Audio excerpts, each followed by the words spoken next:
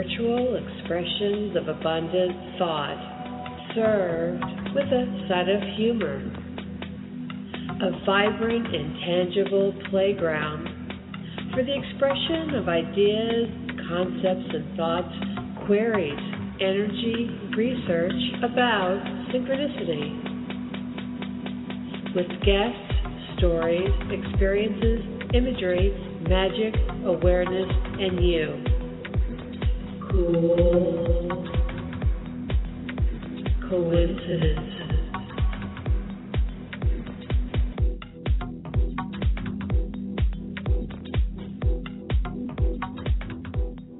Welcome to Cool Coincidence.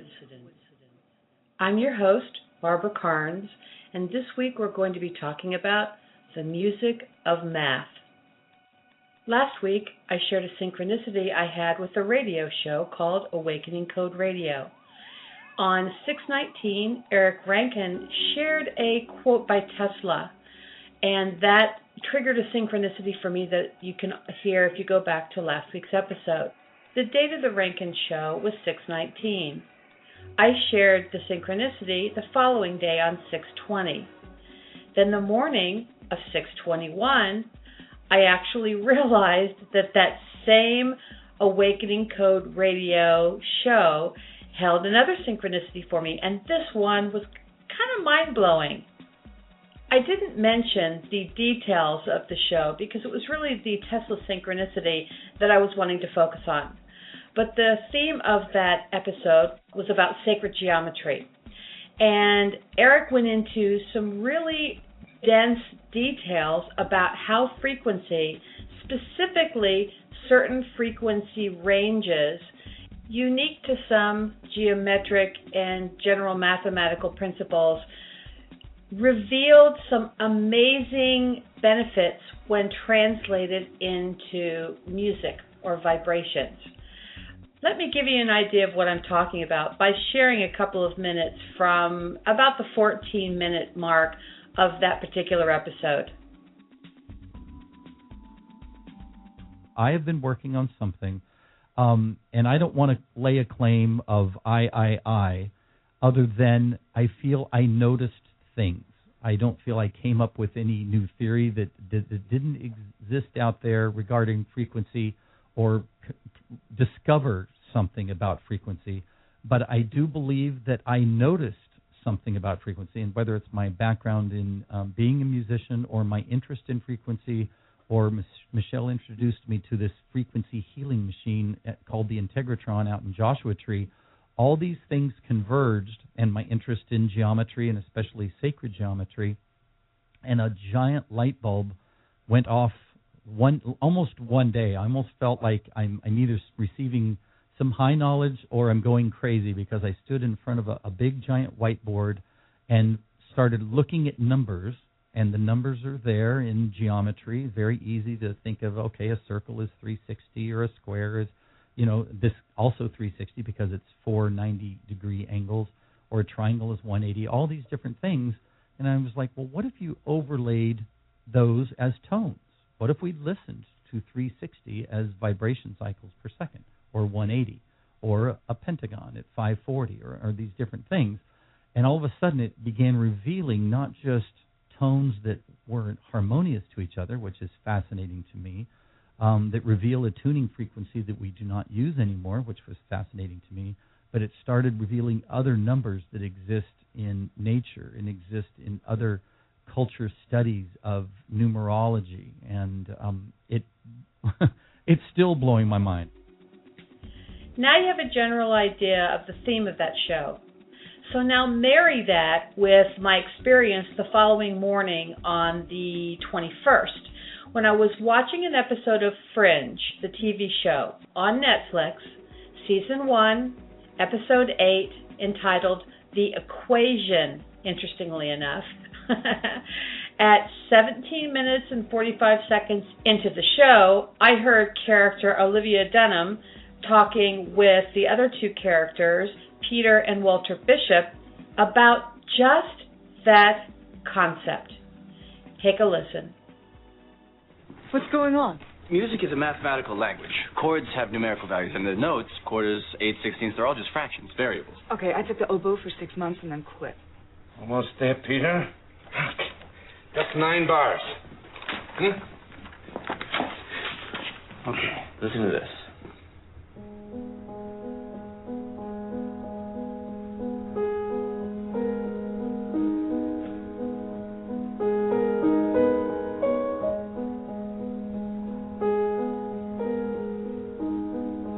Sound familiar? That's Ben's song. Yes. Ben's piece is the musical equivalent of Dashiell's mathematical formula. So how is that possible? They'd never even met each other. Well, it's not so surprising, actually. Curious minds often converge on the same idea. Curious minds often converge on the same idea.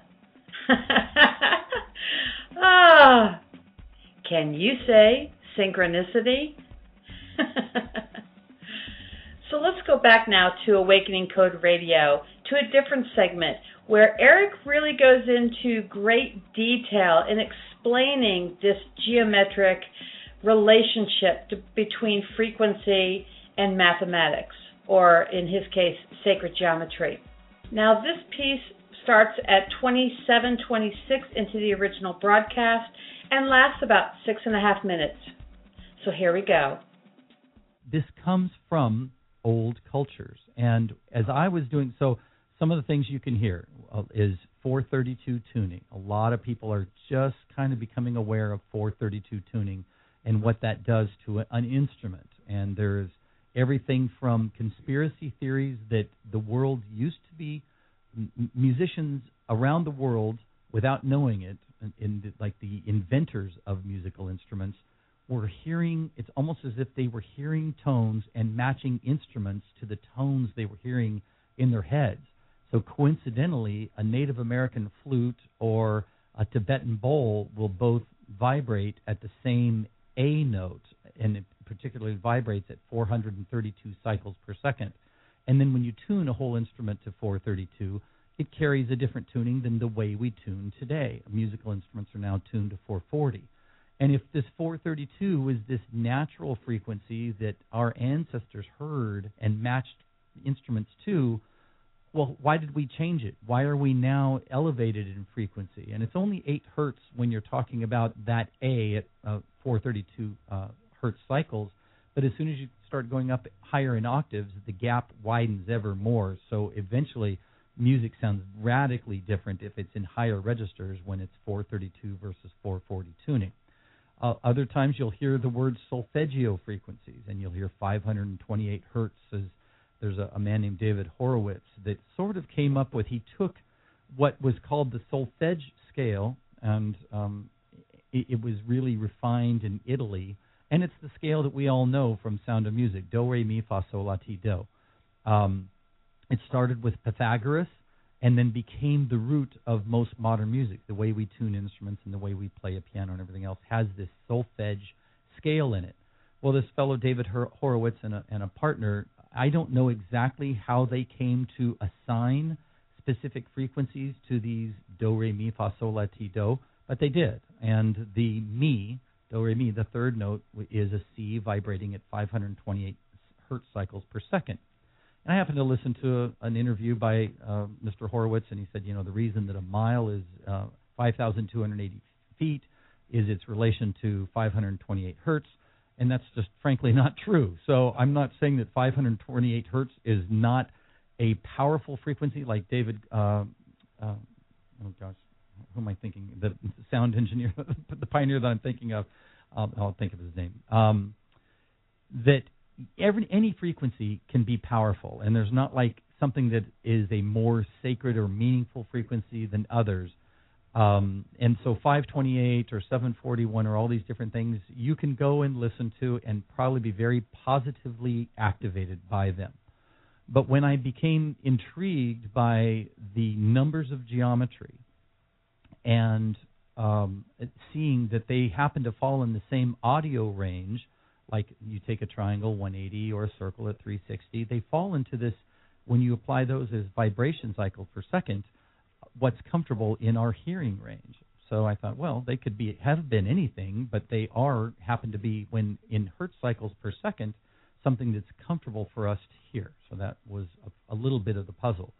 And then there's people that argue, well, it's all arbitrary. We talk about measuring sound frequencies per second. We could have measured them per anything we wanted. We happened to land on a second of measuring these. Yes, we did. So you could say it's arbitrary to a point.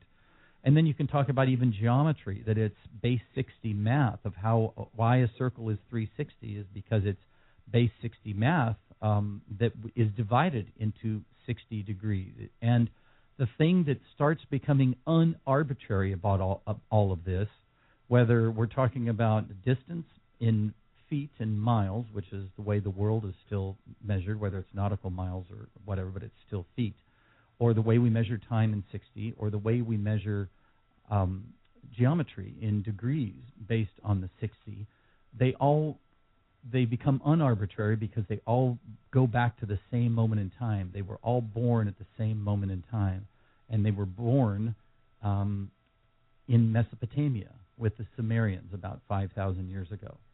And the real intrigue, I am not going to say that I am an out-and-out ancient alien theorist, but the Sumerians of the day who came up, imagine life 5,000 years ago. It was nomadic people moving around, following water, following game, following where they could grow things easily, to within one generation creating the world's first written language, creating math that still serves us today super accurately. All of our geometry is based on it. The way we measure time in 60s and the way we measure distance in 12s and 60s. These all came from one culture in one moment in history, and this particular group of people said they got this information from sky visitors that they called the Anunnaki. And that started really opening me up to an intrigue level that keeps peaking, because we only started measuring sound cycles per second about 150 years ago or so. So it's almost to me like, was there some sort of visitors? Was it time-traveling versions of ourselves? Was it just a higher consciousness coming through? Or was it literally beings of some sort that gave these Sumerians a counting system? It's something as simple as just a way to count, and it's kind of counterintuitive because it's not metric. It's not base 10. When we look at our hands and see 10 digits and think, well, that's how we should have started counting way back then. It became 1260. They counted knuckles on one hand by the 5 digits on the other and came up with this 1260 counting system. And it seems to reveal so much, this same system of counting. Fascinating. The concept is fascinating. The synchronicity that I experienced with the television show Fringe was fascinating.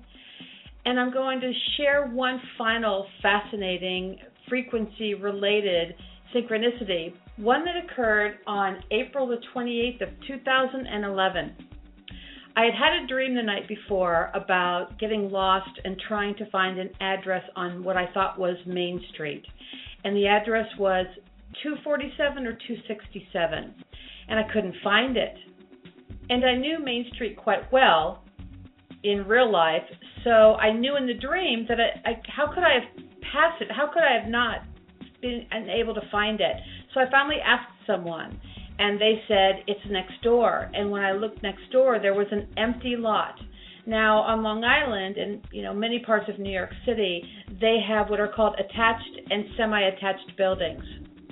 This Main Street had a series of attached buildings, which means that they're all connected. And this was an open lot with grass in it. That doesn't exist. And I remember thinking, God, that's weird. And then I woke up. That evening, I was listening to Healing with the Masters, Jennifer McLean's program, with the guest was Dee Wallace. Dee Wallace is also the woman who played the mom of the boy in the movie E.T. from the early 80s. Well, out of the blue, she says, in the middle of a sentence about something completely different, she goes, oh, and by the way, right before the show, I got a message that frequency 257 equates to unlimited knowing. Now that was just too close to be anything but a cool coincidence. So I emailed her right after the show. I told her a bit about my dream and asked her where did she get that information, because after she shared that comment, she just went right back to what she'd been talking about before with no explanation whatsoever. So she writes, "Hi Barbara, it's Dee. The only place I can tell you I go is in my head. It was just channeled, and I'm sure we'll be seeing more of this, and I'm already getting information for a few months around other numbers." The first thing I heard when I read your email was, tell her she's just about there, as in unlimited knowing. Release anything that is still focusing you on saving or being saved or saving others or saving yourself, etc. That seems to be a big one up for all of us right now, and I'm getting a yes that will be open to a lot of unlimited knowing. Blessings, Dee. Kind of cool that 2 years and 3 months later, I find myself falling into another synchronicity having to do with frequency and numbers. Math is music, and life is grand. So come back next week if you like this story, and you'll hear more just like it. And in the meantime, visit us on Facebook, facebook.com/coolcoincidence. See you next week.